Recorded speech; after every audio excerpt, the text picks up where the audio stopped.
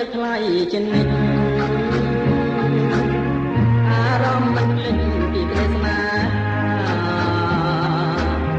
នឹករៀបណាស់ថ្នមមិនបងកាយា